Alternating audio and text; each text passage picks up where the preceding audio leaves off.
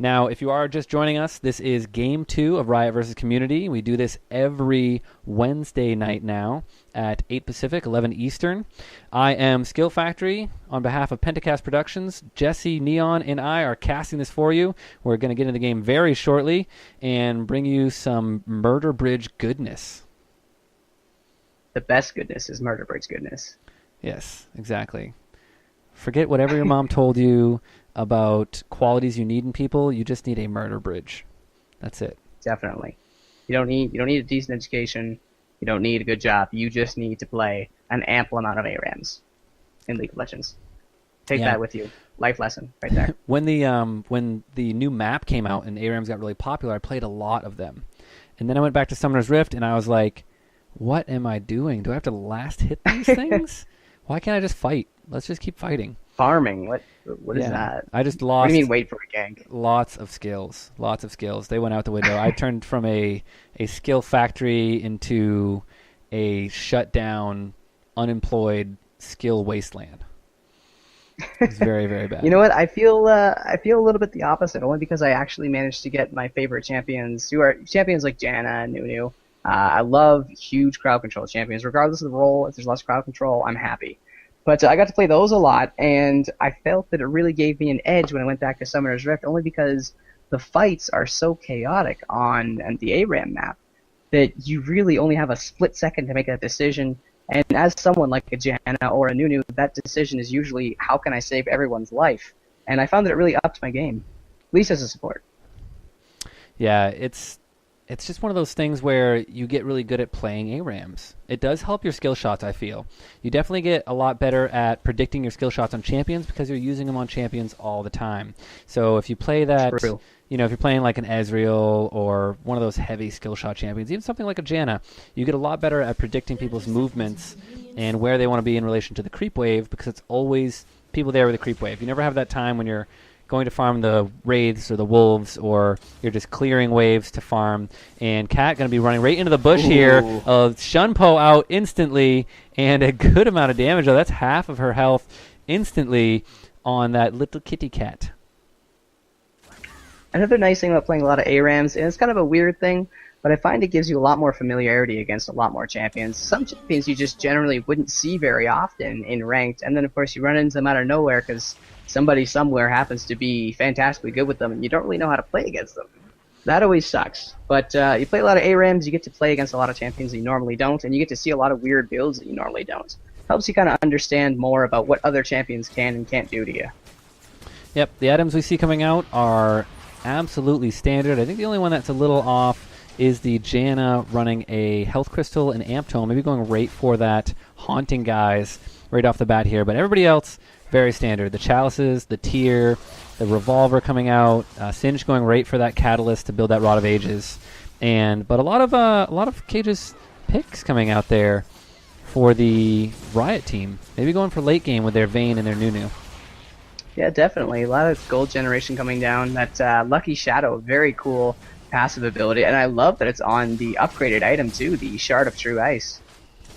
Yeah, and we didn't talk too much about the poke, but I feel the poke is fairly even right now. Ziggs being the master of all poke, but the combination of fairly short-range poke coming out of the Annie, the Yorick, the Rumble is still enough to kind of combat, and you can see as still Rampant's kind of low on health right now. Riot Virtue never really got back up to a lot of health simply because that cat wanted to face check, and I don't think Warwick, he looks like the type of wolf that would eat a kitty cat. This time, Curiosity didn't kill the kitty cat. No, it was terrible. It was terrible. I'm sorry. A lot of poke coming down, like you said. The blue team actually, despite being at a slight disadvantage for the poke, is managing to keep the red team on their toes. They're just kind of hugging that turret. They're afraid to get collapsed on, which makes sense. I mean, while they do not have a whole lot of crowd control, the blue team has a lot of sudden damage. Riot Aether getting himself into a bad position there. He does get tossed, but Ziggs picks up the first blood, actually, onto Singed, and Riot Aether manages to get out of there with about 100 health, so 1 bar. A good play from the Riot team. It turns out that they managed to hug the turret just long enough so the community got a little bit too antsy. They tried to go for that kill, and they managed to turn it around and get a nice good kill. Yeah, they do have the health pots. Ping coming down on the health relic back there, so someone can get topped up. I think Riot Aether should probably get on top of that, but does not want to right now, just rolling the health pots. And they were saying in chat that, what about Nidalee being the master of poke? Well, Nidalee does have great poke.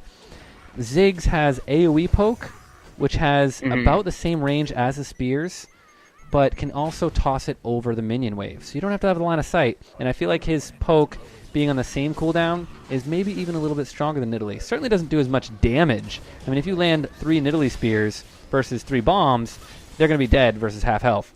But so much easier to land the bombs and so much simpler of a skill to use in tossing it over the minion waves.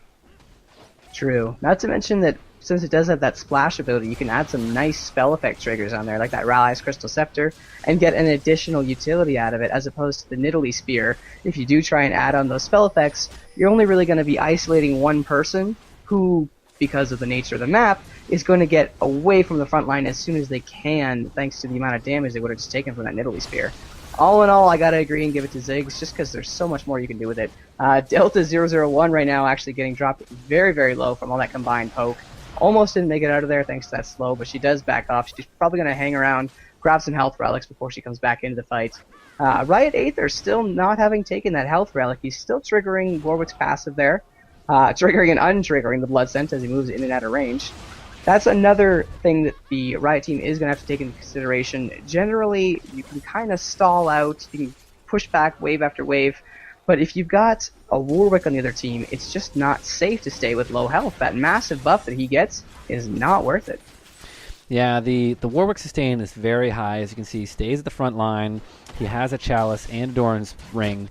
So every time he gets up there, he's happy to take the hate and trade, because he's going to top back up the next minion wave that comes. You can see right now, he's sitting there auto-attacking, getting top back up. Another Hungering Strike.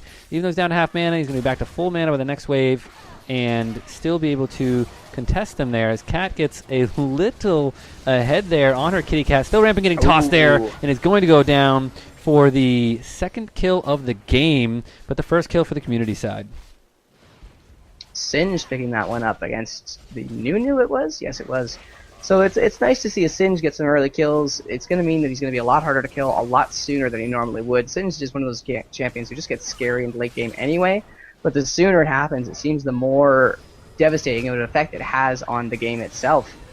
Singe is widely renowned as one of the easiest champions to carry if you can get a big lead. But speaking of carry, right now Dopan is jumping in there with that Infinite Duress, getting up a very nice initiate, a double kill for Singe. Warwick getting the only person not taking a kill here. A shutdown as Janna takes out the Singed. Still Rampant trying to chase. He's got some very low health targets, but he's going to back out of there. Con Fodder out of mana. Here comes the Absolute Zero. Some light damage, but he did have to cancel that channel because everyone was going to be out of the range anyway, and light damage is better than no damage. Yeah, it's weird to see Annie not leave the Tibbers in there. They might dive him 4v1 here. They are going to go in for it. Still Rampant taking a good amount of damage. But here comes Vayne. She has the ultimate up, doing a lot of damage right here. Dupant's in a lot of trouble, but Vayne doesn't even care. Right into Cannon Fodder, getting the first kill there. Helping out with the second kill. Nunu actually going to pick that one up. And Cat coming in, trying to clean up, but unable to get that kill onto Annie for the reset. That was close. I was expecting to see some Deadly Lotus action there, but it didn't quite happen. Right now, Singe has the bulk of the kills on the blue team. He does have 3 kills. I finished Rod of Ages, so that is a really great item to have at only 7 minutes in the game. Of course, it does get more effective as time passes, and these game types are not generally all that long compared to the standard Summoner's Rift games. Meanwhile, on the red team, everybody except for Katarina has picked up a kill, which is unfortunate because Katarina is potentially the champion with the highest chance of carrying for the red team. Yeah, she does have the 2 assists, which is good. Vayne being part of 3 kills, the only one to be part of 3 kills on the Riot team right now. But look at the farm. Vayne actually has 35 CS right now. Warwick rocking the 25 CS, and then Singe trailing and tying with Nunu at 10 each. But 35 CS means that she's been mainly the only person farming, and Ziggs picking up a long-range kill there on the Annie.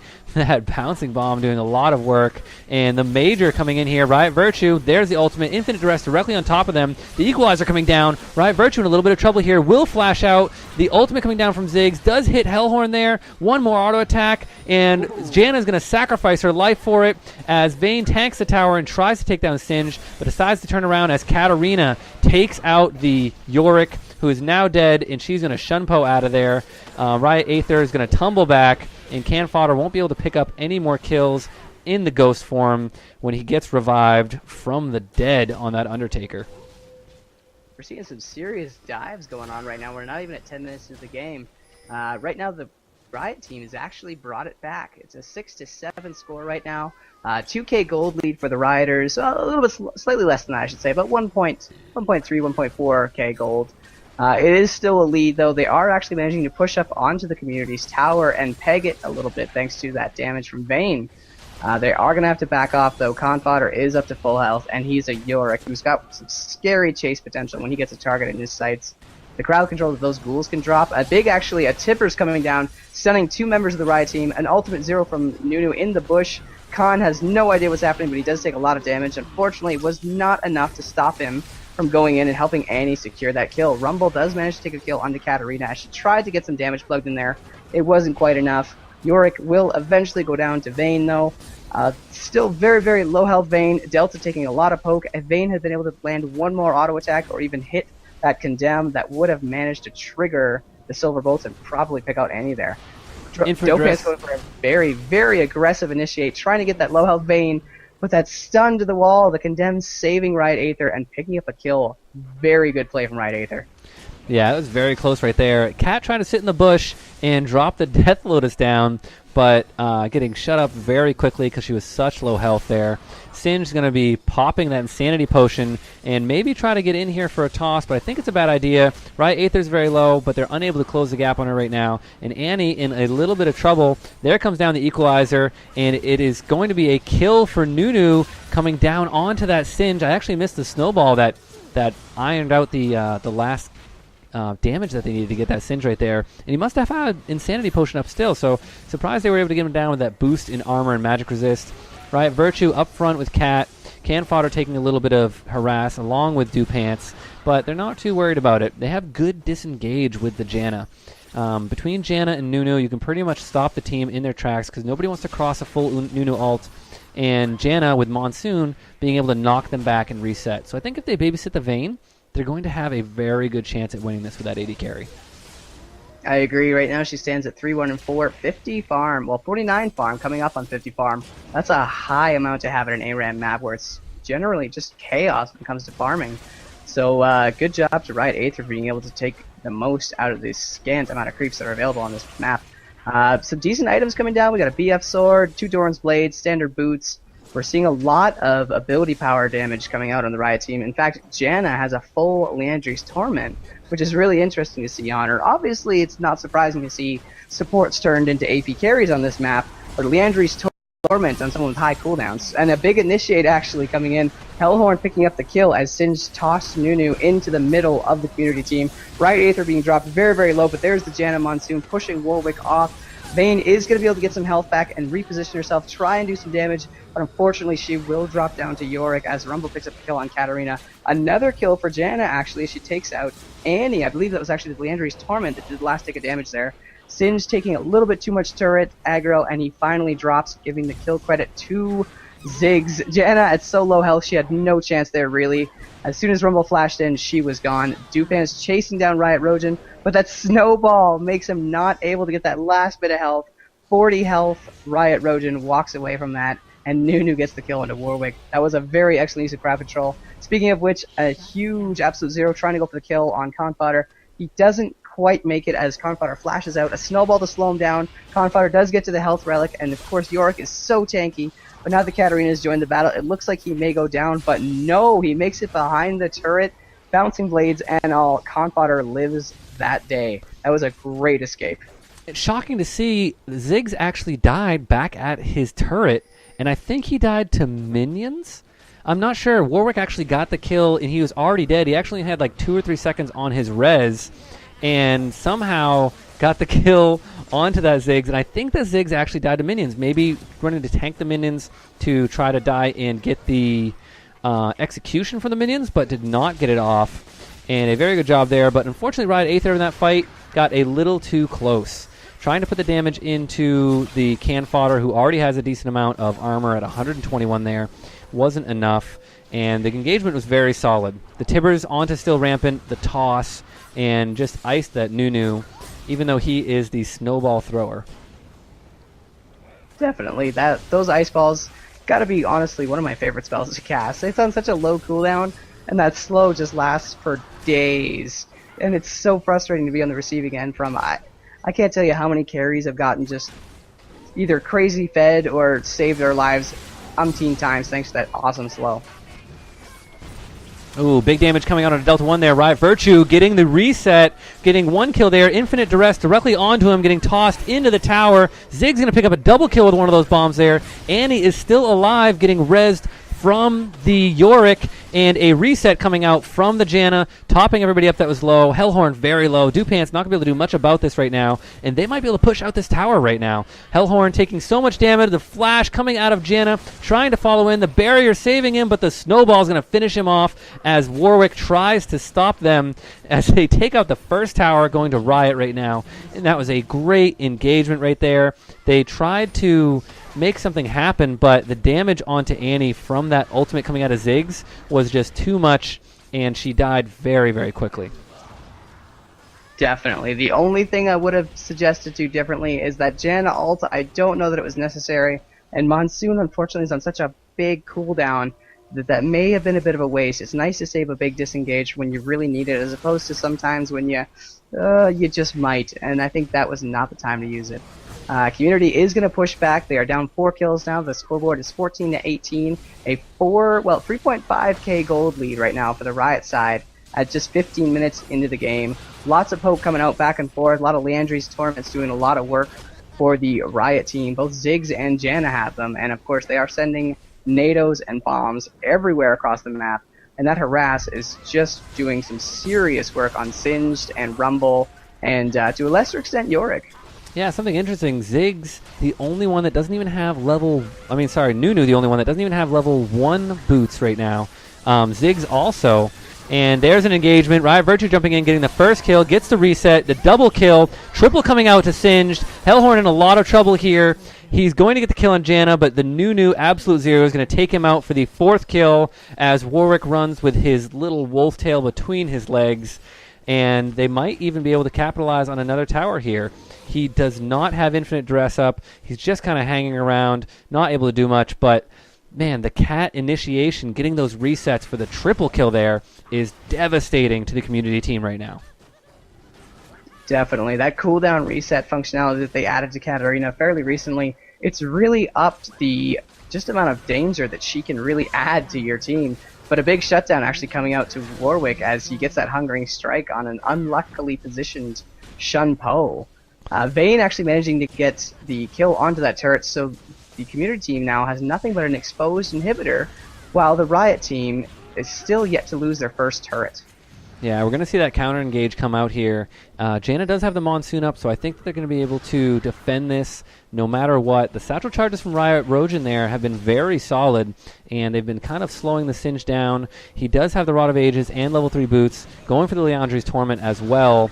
But a good toss right there into Still Rampant, who's going to be in a little bit of trouble here. Cannon Fodder going for the damage, but the Mega Inferno Bomb dropping everybody very low. They're going to get the kill onto Vayne. Janna might be the next one to go down. Satchel Charge actually helping out Riot Rojan there. Warwick picking up the kill. Still Rampant going to be the double kill for Warwick, and Singe picking up the last kill there. And that re-engage was very strong. The Monsoon actually, the Monsoon actually knocking him in the wrong direction and pretty much closing the casket onto Vayne right there as Cat reses back up, and they're going to get another tower back, bringing the kills closer to even. 2.5k lead still for Riot, and I think that they're still going to have the advantage here. Once again, Vayne 73 CS. She almost has as much as her entire team combined. That's pretty impressive, considering it's about 30 CS more than Warwick, who has the most on the community. Goodness, you got immensely quiet right there for some reason. Serious poke right now. Let me see if I can... Is it better now? There we go. Now you're back. How about now? A little bit better. We're getting there. We're getting back up to full volume. I'm not sure why you were quieted down right there, but you did for some reason. Riot Virtue's going to do with another engagement here. Vayne to pick up that kill. We'll get the reset. Janna getting another kill. She does have the reset from that assist. A third kill coming down. Cat going to be able to pick this one up here. Shunpoing all the way forward. And he does have a stun up. Is going to slow her down and say, when this little cyclone you see on me, it means that you're going to get stunned and you're going to have to hang out there. Oh, a great counter to the still rampant ult, but it's not going to matter as they dive the turret. Zig's taking out the inhibitor as he falls back, and they're going for these towers. They are not waiting whatsoever. They want to even this out to 1v1, to 1-to-1 before we come out to the man mode. And we'll see if they can actually get some counter engage here from the community side. Well, I think Riot Aether by himself will be able to take out this Nexus. It's very, very low. That sneaky flash to the other side, giving him just enough time to auto-attack it down, and Riot takes game 2, tying up the score 1-to-1. We are going to have to go into our tiebreaker match, which I believe you said was a man mode match.